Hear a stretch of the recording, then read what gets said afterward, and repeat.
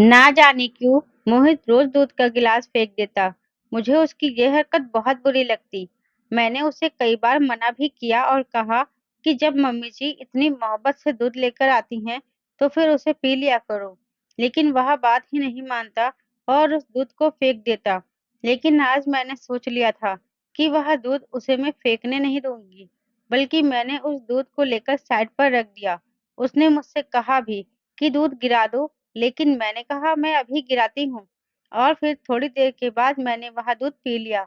लेकिन मुझे नहीं खबर थी कि दूध पीने के बाद मेरे साथ मेरा नाम पल्लवी है और मेरी उम्र 27 साल है। मैं एक विधवा हूँ और विधवा होने के बाद अपने ससुराल में ही रह रही हूँ।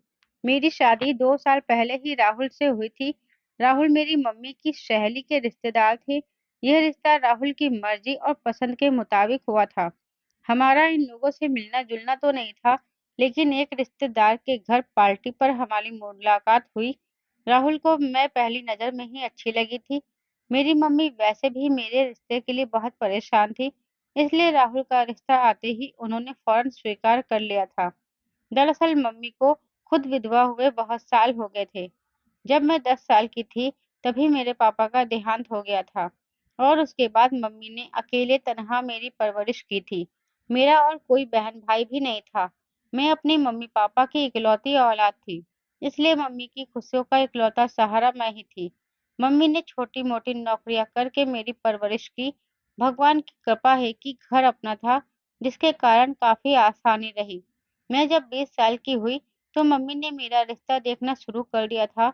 लेकिन लड़के वालों की तो बहुत ज़्यादा डिमांड थी। वह दहेज में हर चीज़ चाहते थे और मम्मी बेचारी एक आम घरेलू औरत थी। छोटी-मोटी मज़दूरी करके मुझे पाल रही थी। वह कैसे लड़के वालों की डिमांड के अनुसार इतना दहेज देती।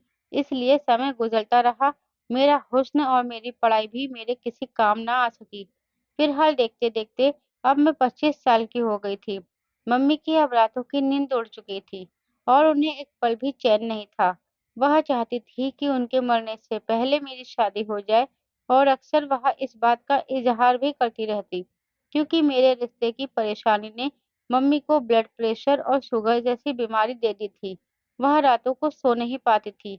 मैं हालाँकि उन्हें बहुत समझाती थी कि मम्मी आप अपनी सेहत खराब मत करें, आप भगवान पर भरोसा करें। जो मेरी किस्मत में होगा, वह तो मुझे मिलकर रहेगा।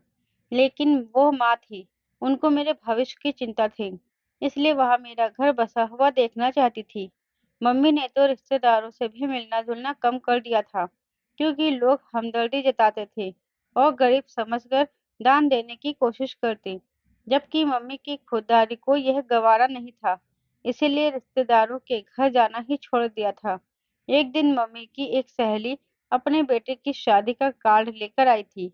मम्मी को खुशी तो बहुत हुई, लेकिन एक उदासी ने उन्हें घेर लिया था, क्योंकि उनका बेटा जवान था और मम्मी का कम मेल-मिलाप होने की वजह से यह रिश्ता भी हाथों से निकल गया था। मैंने मम्मी से कहा कि हम दोनों मिलकर ज़रूर जाएँगे और शादी में भरपूर एन्जॉय करेंगे, क्योंकि बहुत समय हो गया था। हम दोनों माँ-बेटी कहीं पर नहीं गए थे, इसलिए मैंने अपने लिए खास तौर पर ब्लैक कलर की साड़ी को तैयार करवाया और मम्मी के साथ लेकर शादी में चली गई।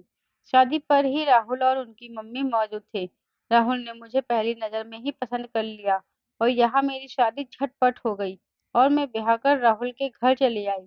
राहुल एक बहुत अच्छे और प्यार करने वाले पति साबित हुए थे। मैं बहुत खुशकिस्मत थी कि राहुल मेरी ज़िंदगी में आए। राहुल ने हर तरह से मेरा ख़्याल रखा और उनकी कोशिश होती कि मेरी हर ज़रूरत को पूरा कर सके। मम्मी भी हमें खुश देखकर बहुत खुश थी। मेरी सास का बिहेवियर कभी अच्छा तो कभी बुरा हो जाता, लेकिन मैं नज़रअंदाज कर देती, क्योंकि घरों में ऐसी छोटी-मोटी मामूली बातें तो होती ही रहती हैं। खुशियों के झूले में झूलते न जाने कैसे 1 साल गुज़र गया पता ही नहीं चला। राहुल मुझे बहुत कम मम्मी की तरफ रहने देते थे, क्योंकि उनका कहना था कि मैं तुम्हारे बगैर एक पल भी नहीं रह सकता। इसलिए वह मुझे मायके में रात को नहीं रुकने देते थे। अपने साथ लेकर जाते और अपने साथ ही वापस ले आते, क्योंकि उनका कहना था कि मैं तुम्हारे बगैर एक पल भी नहीं रह सकता। लेकिन उस दिन मम्मी की तबीयत बहुत ज़्यादा खराब थी और सर्दियाँ शुरू होने वाली थी। मम्मी का शुगर बढ़ा हुआ था, जिसकी वजह से मैं बहुत परेशान थी। मेरी परेशानी को देखते हुए राहुल ने मुझे मम्मी के पास रात को रुकने की अनुमति दे दी और कहा कि तुम आज यहीं पर रुक जाओ। आंटी की हालत ठीक नहीं है। मैं कल किसी समय में आकर तुम्हें ले जाऊंगा। मैं खुद भी अपनी माँ के पास रुकना चाहती थी, लेकिन राहुल की वजह से उनसे कह नहीं पा रही थी। लेकिन जब राहुल ने खुद कह दिया, तो फिर मैं खुशी-खुशी माँ के पास रुक गई थी। लेकिन मुझे नहीं पता था कि मेरा यहाँ पर रुकना मेरी सारी ज़िंदगी की बर्बादी बन जाएगा। मुझे ऐसा दुःख मिलेगा जिससे मैं कभी निकल नहीं सकूँगी। राहुल मुझे छोड़कर वापस चले गए थे। मम्मी की हालत भी अभी अच्छी नहीं थी। मैंने उनको दवा देकर लिटा दिया और उनके लिए सूप बनाने किचन में चली गई, क्योंकि सूप के साथ उनको काफ़ी अच्छा महसूस होता था। मम्मी को सूप पिलाकर मैं उनके पास सोने के लिए लेट गई थी और बिल्कुल उसी तरह उनके साथ लग गई जैसे शादी से पहले उनके साथ लिपट कर सोया करती थी। लेकिन आधी रात को एक फ़ोन आया। उसने मेरी दुनिया ही उजाड़ दी। फ़ोन राहुल के घर से आया था। फ़ोन पर राहुल का छोटा भाई मोहित था, जिसका कहना था कि भाभी, भाई अब हमें सबको छोड़कर चले गए। हमारी दुनिया उजड़ गई। हम अनाथ हो गए। भाभी, भाई मर गए हैं। ये बात सुनना था कि मेरे पैरों तले से ज़मीन निकल गई और आँखें पत्थर की हो गई। मैंने बार-बार मोहित से पूछा, "मोहित क्या हुआ? तुम क्या बकवास कर रहे हो? क्या हुआ है मेरे राहुल को?" लेकिन तब तक फ़ोन बंद हो चुका था। मैंने मम्मी की हालत की भी परवाह नहीं की और पागलों की तरह बाहर की तरफ भागी। मम्मी मुझे पीछे से आवाज़ देती रह गई, "पल्लवी रुको तो सही, हुआ क्या है? मुझे तो बताओ।" लेकिन मुझ में इतनी हिम्मत नहीं थी कि मैं मम्मी को कुछ बताती। मैं इसी तरह भागकर सड़क पर आई और एक रिक्शा को हाथ देकर उसमें बैठ गई थी। दिल ही दिल में यह प्रार्थना कर रही थी कि भगवान सब कुछ ठीक हो, मोहित ने मज़ाक किया हो या राहुल ने मुझे बुलाने की खातिर मोहित से फ़ोन करवाया हो, लेकिन ऐसा कुछ भी ना हुआ हो। मैं बार-बार यही दुआ माँग रही थी, लेकिन मेरी सारी दुआएँ रद्द हो गई थी। मैं जब अपने ससुराल पहुँची तो देखा, वहाँ पर तो मातम का माहौल था। लोगों की भीड़ जमा हुई थी और हर आँख से आँसू गिर रहे थे। हर कोई रो रहा था। सामने मेरा राहुल बेजान शरीर के साथ लेटा हुआ था, आँखें बंद किए हुए, इतना मासूम लग रहा था जैसे अभी-अभी आँखें खोल देगा।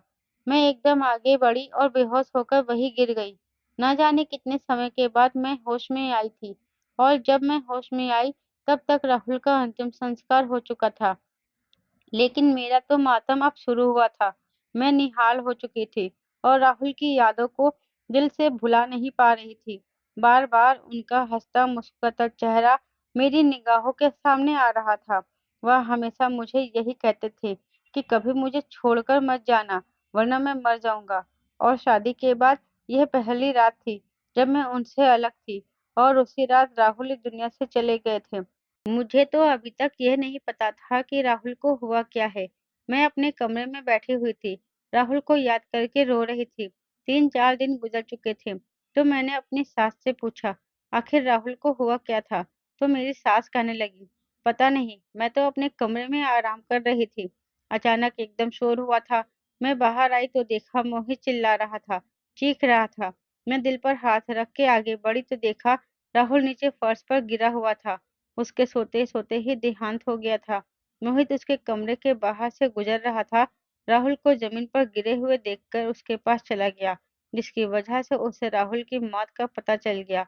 मेरी सास रोते हुए कहने लगी और मैं खाली-खाली निगाहों से उन्हें देखती रह गई। ऐसा लगने लगा जैसे राहुल की मौत की ज़िम्मेदार मैं हूँ। अगर उस रात मैं राहुल के पास होती, तो शायद राहुल इस तरह तड़प-तड़प कर अपनी जान ना दे देता। पता नहीं उसके साथ क्या हुआ था। कोई भी तो उसके पास उसकी मदद के लिए नहीं था। काश उस रात मैं उसके पास होती। राहुल की मौत मेरे लिए एक अनसुलझी पहेली बन गई थी। अच्छा भला जवान, खूबसूरत और सेहतमंद राहुल कैसे एकदम मौत की घाट उतर सकता था? मेरे दिल को किसी भी तरह चैन नहीं आ रहा था। मेरा तो कोई सहारा भी नहीं था। राहुल की कोई निशानी नहीं थी, जिसके साथ लगकर मेरा दिल बहल जाता। राहुल को गए हुए धीरे-धीरे 2 महीने हो गए थे। मैं वापस अपने घर जाना चाहती थी, लेकिन मेरी सास ने मुझे आने नहीं दिया। वह यही कहने लगी कि तुम मेरे पास राहुल की निशानी हो, तुम में से मुझे राहुल की खुशबू आती है। मैं तुम्हें वापस नहीं जाने दूँगी। इसलिए मैं उनके पास ही रह गई। मम्मी से जब मैंने पूछा तो उनका भी यही कहना था कि यह तुम्हारी अपनी मर्जी है। अगर तुम अपने ससुराल में रहना चाहो, तब भी मुझे कोई ऐतराज़ नहीं है। लेकिन अगर तुम वापस भी आना चाहो, तब भी मुझे कोई ऐतराज़ नहीं, बल्कि खुशी होगी। फिर मैंने ससुराल में रहने का ही फैसला कर लिया। लेकिन कुछ समय बाद मम्मी की हालत खराब हो गई, तो मैं वापस अपनी माँ के पास चली आई। राहुल को मरे हुए अब 1 साल हो चुका था। अचानक एक दिन मेरी सास घर पर चली आई और मेरे साथ लगकर खूब रोने लगी। मेरा अपना जख्म भी अभी ताज़ा हो गया था। कुछ देर बैठकर उन्होंने अपने आने की वजह बताई, जिसे सुनकर मैं और मेरी मम्मी शॉक्ड रह गए थे। हम एक दूसरे के चेहरे देखते रहे। हमें उम्मीद नहीं थी कि राहुल की मम्मी इस वजह से हमारे घर आई होगी। मेरी सास के आने का कारण जानकर मम्मी खामोश हो गई और कहने लगी, मैं यह फैसला अकेले नहीं कर सकती, इसलिए मुझे पल्लवी से पूछना पड़ेगा। अगर पल्लवी की मर्जी हुई तो मैं आपको हाँ में जवाब दे दूंगी, वरना फिर आप गुस्सा मत कीजिएगा। मेरी मम्मी ने नरमी से बात करके उन्हें समझा दिया। तो मेरी सास के जाने के बाद मम्मी ने मुझसे इस रिश्ते के बारे में राय जानना चाहा, तो मैंने साफ साफ मना कर दिया और कहा कि मैं राहुल के साथ बेवफाई नहीं कर सकती, मुझे मोहित से शादी नहीं करनी, इसलिए आप मेरी सास को साफ-साफ मना कर दें। उस घर में मैं राहुल की पत्नी बनकर गई थी और अब दोबारा उसी घर में मैं मोहित की दुल्हन बनकर जाऊँ, ये मुझे गवारा नहीं। मम्मी ने इस तरह मेरा इनकार मेरी सास तक पहुँचा दिया, लेकिन मेरी सास ने तो वह इनकार जैसे दिल पर ले लिया और बिस्तर से लग गई।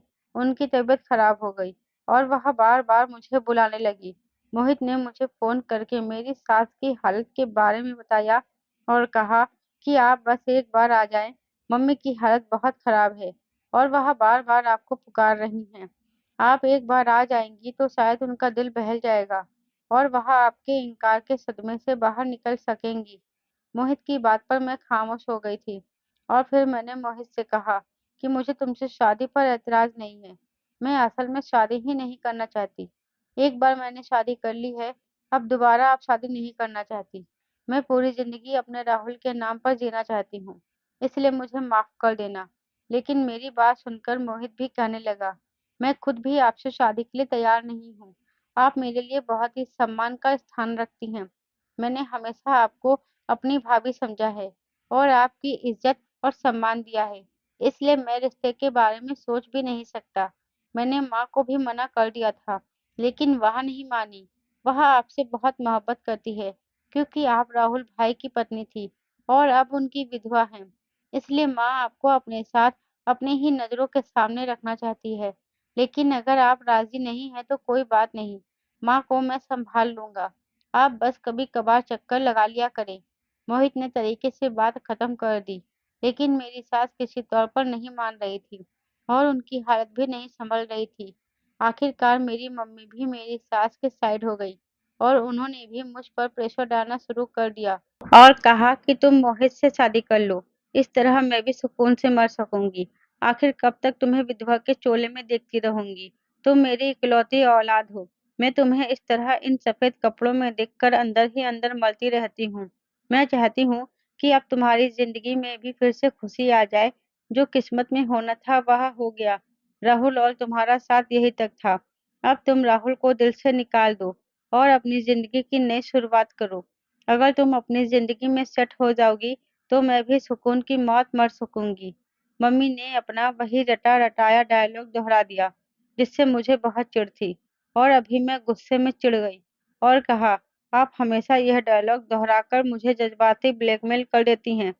ठीक है, मैं तैयार हूँ। आप मेरी सास को जवाब दे देना। ये जो फैसला इतने दिनों से नहीं हो पा रहा था, वह मैं एकदम से अचानक से कर गई थी। माँ भी मेरे फैसले को सुनकर बहुत खुश हुई और मुझे खुश रहने का आशीर्वाद देते हुए खुद रोने लगी। मैंने मम्मी के गले लगकर उन्हें चुप करवाया। मैं खुद भी अपने अचानक फैसले पर एकदम हैरान हो गई थी, लेकिन कहीं न कहीं एक सुकून ये भी था कि इस तरह मैं राहुल के साथ जुड़ी रहूँगी। कल अगर मेरी माँ कहीं और मेरी शादी कर देती, तो मैं राहुल को इतनी आज़ादी से याद नहीं कर सकती थी, जिस तरह उनके अपने घर में उनके छोटे भाई के सामने कर सकती थी। और फिर वह घर राहुल का था। उस घर में राहुल की यादें जुड़ी थी।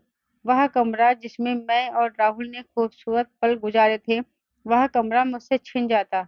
लेकिन मोहित से शादी करने के बाद वह घर हमेशा-हमेशा के लिए मेरा हो जाना था। मैं राहुल से हमेशा जुड़ी रहती। यही सब सोचकर मैंने यह फैसला दे दिया था। मम्मी ने सुबह होते ही मेरी सास की यह खबर पहुँचा दी थी और वह उसी दिन खुशी-खुशी मिठाई लेकर मेरे पास चली आई थी और मेरा मुँह मीठा करवाया था। शगुन के तौर पर कुछ पैसे मेरे हाथ पर रख दिए थे। मेरी सास ने बैठे-बैठे 1 हफ्ते के बाद की शादी की तारीख भी रख दी थी। मैं इतनी जल्दी तैयार नहीं थी, लेकिन मेरी सास कहने लगी, नेक काम में देरी नहीं करनी चाहिए और मैं नहीं चाहती कि मेरी बेटी अब और मुझसे ज़्यादा दूर रहे। अपनी सास की कितनी मोहब्बत पर मैं निढाल हो गई थी और मैंने उनकी रज़ामंदी के आगे सर झुका दिया। शादी का डेट फाइनल हो गया था, इसलिए मेरी सास ने तैयारियां शुरू कर दी थी, जबकि मैंने अपनी माँ को साफ मना कर दिया था कि वह किसी भी तरह की कोई तैयारी न करे, क्योंकि मेरे पास सब कुछ था और अब मेरी कौन सी पहली शादी थी। लेकिन मम्मी ने अपने तौर पर मेरे लिए फिर भी कुछ चीजें खरीदी। शादी का दिन भी आ गया था। मैं शादी के एक सुनहरे जोड़े में दुल्हन बनकर तैयार बैठी थी और मुझे बार-बार राहुल की याद सता रही थी। वह मुझे इस तरह देखते तो खुशी से झूम जाते। उन्हें मैं हमेशा से सजी-संवरी और साफ-सुथरी अच्छी लगती थी। वह मुझसे यही कहते थे कि मैडम जी तैयार रहा करो, मैं तुम्हें खुश और तरोताज़ा देखना चाहता हूँ। और आज इस मौके पर मुझे उनकी याद सता रही थी। मेरी आँख से आँसू बह निकले। मैं मोहित की पत्नी बन चुकी थी। अब मैं मोहित के साथ विदा होकर इस घर में वापस आ गई थी। मुझे नहीं मालूम था कि मोहित इस रिश्ते पर राज़ी था या नहीं, लेकिन वह ज़रा चुपचाप सा लग रहा था। इससे पहले तो मोहित के साथ मैं काफ़ी फ्री थी। मोहित भी मुझसे काफ़ी बातें कर लिया करता था, लेकिन अब रिश्ता बदल गया था, इसलिए कुछ अंदाज़ा नहीं था कि आगे हम एक-दूसरे के साथ कैसे व्यवहार करने वाले हैं। इस घर में मेरी हैसियत तो एक बहू की ही थी, लेकिन अब मेरा कमरा बदल चुका था। पहले मैं राहुल के कमरे में थी और अब मैं मोहित के कमरे में आ गई थी। आज की रात मेरी सुहाग रात थी, लेकिन दिल में कोई उमंग नहीं थी, बल्कि मुझे बहुत अजीब लग रहा था। मोहित कमरे में आया तो मेरा दिल उछलकर गले में आ गया। मैं जल्दी से सिमट कर बैठ गई। मोहित भी मेरे करीब ही बैठ गया था। मैंने सोच लिया था कि मैं मोहित से बात करूंगी, कि वह मुझे कुछ दिन का समय दे। मैं इस रिश्ते को पहले दिल से स्वीकार करना चाहती थी, लेकिन मोहित ने बेकरारी से मेरा हाथ पकड़ लिया। मैं उसकी हरकत पर दंग रह गई। मुझे उससे बिल्कुल भी यह उम्मीद नहीं थी। वह इतनी जल्दी कैसे भाभी और देवर के रिश्ते को भूल सकता था। भले ही अब मैं उसकी पत्नी थी, लेकिन कल तक मैं उसकी भाभी थी। मैंने जल्दी से अपना हाथ मोहित के हाथ से छुड़ा लिया। मोहित कहने लगा, पल्लवी आप मेरी पत्नी हैं, आप पर मेरा पूरा हक है, मुझसे यूँ दूर न रहो। ये कहकर मोहित मेरे और करीब सरक आया। इससे पहले कि वह अपने पति होने का हक पूरा करता, एकदम से ऐसा लगा जैसे मोहित को करंट लगा हो। वह उछलकर पीछे हट गया था। उसके चेहरे पर साफ डर दिखाई दे रहा था। ऐसा लग रहा था जैसे उसने कोई भयानक चीज़ देख ली हो। उसकी आंखें फटी की फटी रह गई हों। वह जल्दी से जाकर सोफे पर बैठ गया। मुझे समझ नहीं आ रहा था कि मोहित की ऐसी हालत क्यों हो रही थी। और फिर मोहित मुझे खुद ही कहने लगा कि आप बेड पर सो जाएं और मैं सोफे पर सो जाता हूँ। मुझे भी इस बात का कोई इतराज़ नहीं था, बल्कि इस बात का सुकून था, क्योंकि मैं खुद उससे बहुत झिझक महसूस कर रही थी। इसलिए मैंने चुपचाप उठकर अपने कपड़े बदले और सोने के लिए लेट गई। मुझे यहाँ पर नींद नहीं आ रही थी। बार-बार राहुल का ख्याल दिमाग पर छा रहा था। ऐसा लग रहा था कि जैसे मैंने राहुल से बेवफ़ाई की है और वह मुझसे शिकवा कर रहे हैं। मैं ख़यालों ही ख़यालों में उनसे माफ़ी माँग रही थी। मोहित तो ना जाने कब का सोफ़े पर सो चुका था, लेकिन मेरी आँखों से नींद कोसों दूर थी और फिर ना जाने किस समय मेरी आँख लग गई। सुबह के समय जब मैं कमरे से बाहर निकली, तो मेरी सास ने मुझे गहरी नज़रों से देखते हुए खुश रहने का आशीर्वाद दिया। मैं ख़ामोश नज़रों से उन्हें देखती रह गई थी। कुछ दिन इसी तरह से गुज़र गए कि एक दिन मेरी सास मुझसे कहने लगी, "बहू मोहित तुम्हारे साथ अच्छा तो है ना?" मैंने कहा कि मम्मी जी अच्छा है। तो वह कहने लगी, क्या तुम दोनों के बीच पति-पत्नी वाला संबंध बन गया है या नहीं? अपनी सास की बात सुनकर मैं शर्म से पानी-पानी हो गई और सर झुका दिया। मेरी सास भी जैसे समझ गई और कहने लगी, तुम चिंता मत करो, मोहित तुम्हारी तरफ ज़रूर झुकेगा। दरअसल मोहित इस रिश्ते पर राज़ी नहीं था। मैंने अपनी खुदगर्जी में उसको तुमसे शादी पर राज़ी किया। लेकिन देखना, एक दिन वह ज़रूर तुम्हारी तरफ आएगा और तुम्हें एक अच्छे और सच्चे पति जैसी मोहब्बत देगा। मैंने अपनी सास की बात सुनकर अपना सर झुका लिया। मोहित के साथ मेरी शादी को 2 हफ्ते गुजर चुके थे, लेकिन शादी की पहली रात मोहित जिस बेकरारी से मेरे पास आया था, अब वह बेकरारी खत्म हो चुकी थी। अब मोहित मेरे करीब नहीं आता था, वह मुझसे दूर-दूर रहता था। ऐसा लगता था कि जैसे वो मेरे करीब तो आना चाहता है, लेकिन पता नहीं उसे कोई चीज़ रोक रही हो। मोहित की हालत अब मुझे अजीब-सी लगने लगी थी। वह रात को अचानक उठकर बैठ जाता और बहुत देर तक कमरे में इधर से उधर टहलता रहता। मैंने उससे पूछा भी, लेकिन उसने मुझे कुछ नहीं बताया। तंग आकर एक दिन मैंने अपनी सास से बात की। मेरी ये सब बातें सुनकर मेरी सास हैरान रह गई। उन्होंने पूछा, "क्या मोहित ने तुम्हें एक बार भी हाथ नहीं लगाया?" तो मैंने सर झुका दिया और वह मेरी चुप्पी का मतलब समझ गई। मोहित से मेरी सास भी परेशान हो चुकी थी। शादी को 2 हफ्ते गुजर चुके थे, लेकिन हम दोनों के बीच पति-पत्नी वाला कोई संबंध नहीं था। मेरी सास किसी गहरी सोच में डूब गई थी। उसी रात मेरी सास ने मोहित को अपने कमरे में बुलाया था। पता नहीं दोनों माँ-बेटे कमरे के अंदर क्या मीटिंग कर रहे थे। फिर अगली रात जब मैं कमरे में चली गई, तो मेरी सास थोड़ी देर के बाद ही दूध का गिलास लेकर आई, जिसमें केसर मिला हुआ था। कहने लगी, "ये मोहित को पिला देना। उसका दिल तुम्हारी तरफ ज़रूर झुकेगा। उसके दिल में तुम्हारे लिए मोहब्बत बढ़ेगी।" मैंने उनकी बात सुनकर सर हिला दिया और दूध को साइड टेबल पर रख दिया। थोड़ी देर बाद ही मोहित भी कमरे में आ गया और मैंने उससे कहा कि ये दूध पी लो। लेकिन मोहित ने अजीब हरकत की, उसने वह गिलास उठाकर बाथरूम में फेंक दिया। मैं उसकी इस हरकत से हैरान रह गई। मैंने उससे कुछ नहीं कहा। सुबह नाश्ते की मेज पर अचानक मेरी सास ने मोहित से पूछ लिया, "क्या तुमने दूध पिया था?" तो वह कहने लगा, "नहीं, भाई ने सपने में आकर मना कर दिया था, तो मैंने उसे नहीं पिया।" मोहित ने अपने रूखेपन से जवाब दिया कि मैं चुप होकर रह गई, जबकि मेरी सास भी खामोश हो गई। अब हर रोज़ ही ऐसा होता। मेरी सास केसर मिला दूध मुझे कमरे में पकड़ा देती और कहती कि मोहित को पिला देना, लेकिन मैं मोहित से कहती तो वह दूध पीता ही नहीं, बल्कि उसको बाथरूम में फेंक देता। मुझे मोहित पर अब गुस्सा आने लगा था कि आखिर वह ऐसा क्यों करता है। मुझे अपनी सास पर भी गुस्सा आता कि अगर वह दूध नहीं पीता तो वह उसे ना दिया करे। इस तरह रोज दूध को फेंकने से क्या फायदा। लेकिन मेरी सास भी रेगुलर दूध का गिलास कमरे में रख देती और मोहित भी वहाँ दूध गिरा देता। उस दिन तो मैं मोहित के साथ इस बात पर लड़ पड़ी थी। "मोहित, ये जो तुम कर रहे हो बहुत गलत बात है। आखिर मम्मी जी इतनी मोहब्बत से तुम्हें दूध लाकर देती है और तुम हो कि उसे गिरा देते हो। इतनी बुरी बात है। इस तरह दूध का अपमान होता है। खाने-पीने की चीज़ों का सम्मान करना चाहिए और मम्मी का भी दिल टूटता है।" मोहित कुछ पल खामोशी से मुझे देखता रहा और फिर कहने लगा, "मैंने आपको पहले ही कहा था कि भाई ने सपने में आकर मुझे मना किया है कि दूध मत पीना।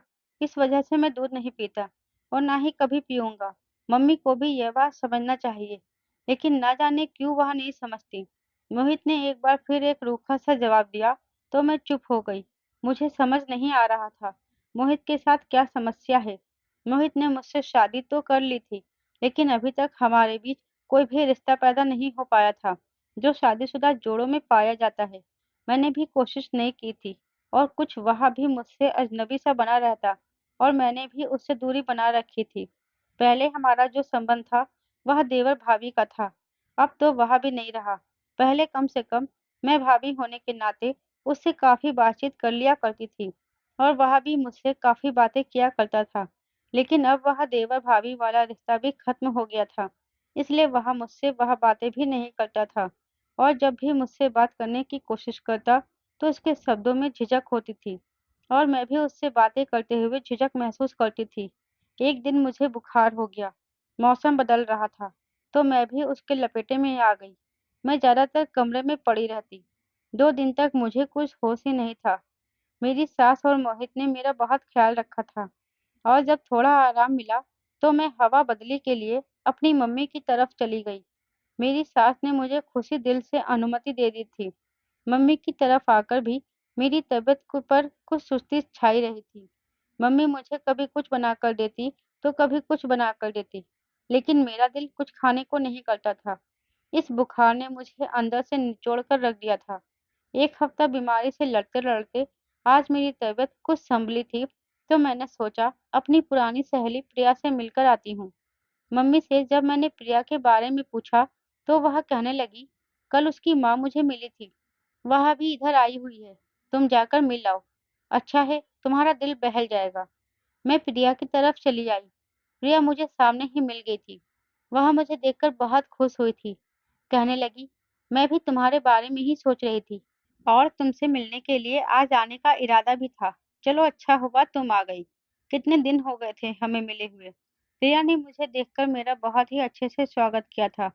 हाँ, मेरा भी बहुत दिल चाह रहा था कि मैं तुमसे मिलूं, लेकिन तबीयत इतनी खराब थी कि आज ही उठी हूँ, तो फौरन चली आई। और फिर प्रिया के साथ इधर-उधर की बातें करने के दौरान समय गुजारने का एहसास ही नहीं हुआ। अचानक प्रिया ने मुझे बातों ही बातों में मोहित के बारे में पूछ लिया। तुम्हारा देवर, मेरा मतलब है तुम्हारा पति, तुम्हारे साथ ठीक तो है ना? प्रिया ने पूछा तो मैंने गहरी सांस भरकर कहा, वह ठीक है, बस मेरे दिल से अभी भी राहुल की याद नहीं जाती।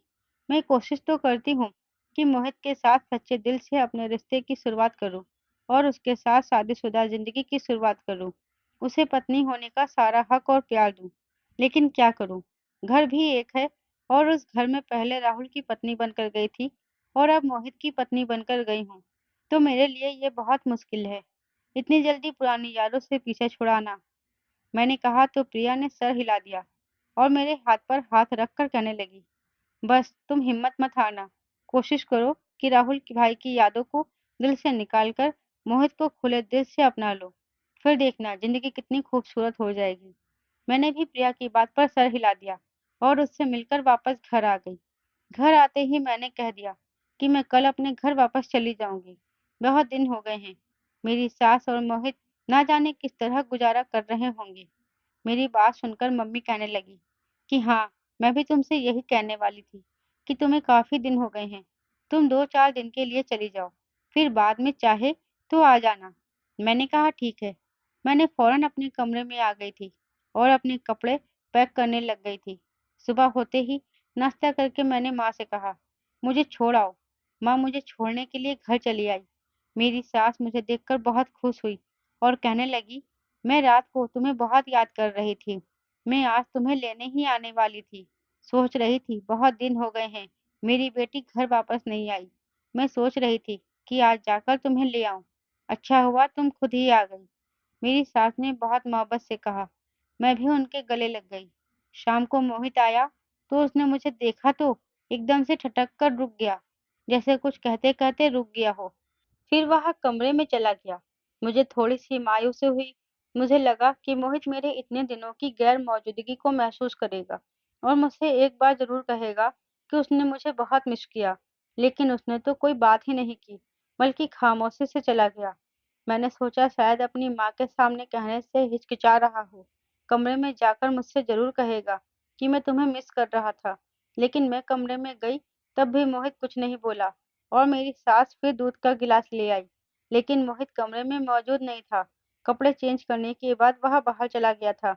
मैंने अपनी सास से कहा कि आप इसे वापस ले जाएं, वह दूध पीता तो नहीं है, बल्कि उल्टा इसे बाथरूम में गिरा देता है।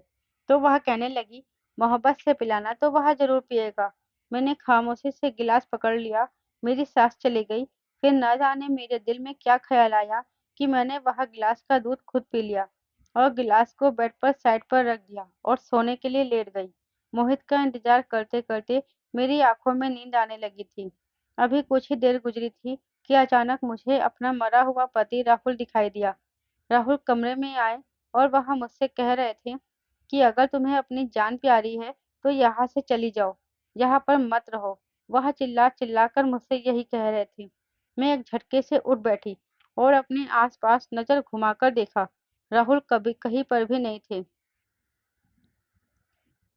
राहुल कहीं पर भी नहीं थे। इसका मतलब ये मेरा सपना था, लेकिन सपने में आकर वह मुझसे ऐसा क्यों कह रहे थे?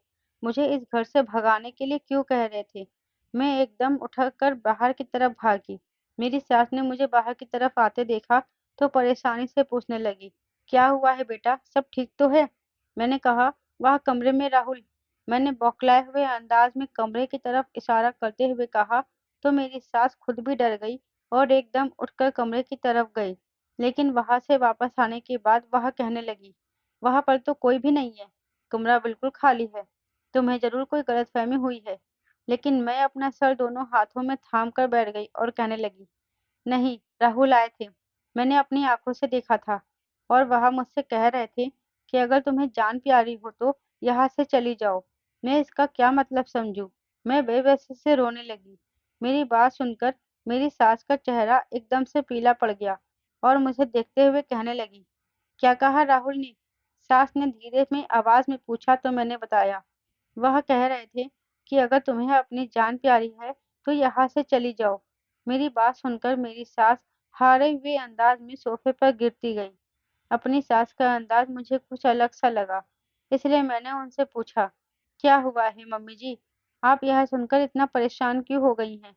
मेरी बात पर सास की आंखों से आंसू बहने लगे और बहुत जोर जोर से रोने लगी। अब मैं बहुत ज्यादा परेशान हो चुकी थी। न जाने मेरी सास के साथ क्या समस्या थी जो वह ऐसे कह रही थी। कुछ देर बाद मेरी सास रो रो कर थक गई तो फिर कहने लगी, कुछ नहीं बेटा, बस यूं ही मेरा दिल भर आया था। लेकिन मैंने अपनी सास से कहा कि मम्मी जी, यूं ही दिल नहीं भरता है, बल्कि जरूर कोई ना कोई बात होती है। आपको मेरी कसम, मुझे सच बताएं, आखिर क्या बात है? मैंने अपनी कसम देकर अपनी सास को मजबूर कर दिया। तो कुछ पल खामोश रहने के बाद वह कहने लगी, बेटा मैं तुमसे जो भी कहूंगी बिल्कुल सच कहूंगी, इसलिए तुम सच को स्वीकार करना और हो सके तो मुझे और मोहित को माफ कर देना। मेरी सास ने कहा तो मैं उनकी तरफ उलझन भरी निगाहों से देखने लगी और फिर उनसे पूछा, क्या बात है? ऐसी क्या बात हो गई? तो मेरी सास कहने लगी, ये बात उस दिन से शुरू होती है जब मैंने तुम्हें पहली बार देखा था। मैंने तुम्हें अपने बेटे राहुल के लिए पसंद कर लिया था और जब ये बात मैंने राहुल से कही तो वह खुशी से झूम उठा, क्योंकि राहुल को भी तुम बहुत पसंद आई थी। हम बैठे इस रिश्ते के बारे में बात ही कर रहे थे कि अचानक वहां पर मोहित आ गया। तो हमने उसे भी अपनी खुशी में शामिल कर लिया। लेकिन उसका चेहरा बुझ सा गया था और आंखों की चमक एकदम खत्म हो गई थी। मैंने अपनी खुशी में ये महसूस ही नहीं किया और यूं राहुल का रिश्ता तुम्हारे लिए मांगने चली आई। अब मैंने रिश्ता पक्का होते ही जल्दी-जल्दी शादी पर जोर दिया और तुम दोनों की जल्द ही शादी करवा दी। लेकिन मुझे नहीं मालूम था कि ये मेरी कितनी बड़ी गलती है। मेरा बेटा मोहित इस बात को अपनी बड़ी हार समझा। मोहित ने जब तुम्हें उस दिन शादी पर देखा था, तो तुम उसे बहुत अच्छी लगी थी और वह तुम्हें अपनाने का फैसला कर बैठा था। वह मुझसे तुम्हारे बारे में बात करना ही चाहता था, लेकिन इससे पहले मैंने राहुल के लिए तुम्हें पसंद कर लिया था। मोहित ने दोबारा ये बात फिर मुझसे नहीं की और खामोश हो गया। उसने दिल ही दिल में अपनी मोहब्बत को दबा लिया था। उसका ख्याल था कि शायद समय गुजरने के साथ-साथ यह बात खुद ब खुद खत्म हो जाएगी। लेकिन जब तुम शादी करके हमारे घर आ गई, तो हर समय उसके निगाहों के सामने रहने लगी। मोहित की प्यासी नज़रें तुम्हारे चेहरे को देखती रहती और तुम इस बात से बेखबर थी। इसलिए मैंने जब महसूस किया कि वह तुम्हें पसंद करता है, मैंने उसे बहुत डाँटा और बुरा-भला कहा और उसे समझाया कि अब यह ख़्याल दिल से निकाल दो, क्योंकि पल्लवी अब तुम्हारी भाभी बन चुकी है और उसकी तरफ इन नज़रों से मत देखो, बल्कि उसे सम्मान की नज़रों से देखो। लेकिन मोहित मुझसे बहुत लड़ा और मेरी बात सुनते ही मोहित गुस्से से बिखर गया। वह चीखने लगा था और बोला, आपने मेरे साथ बहुत गलत किया है।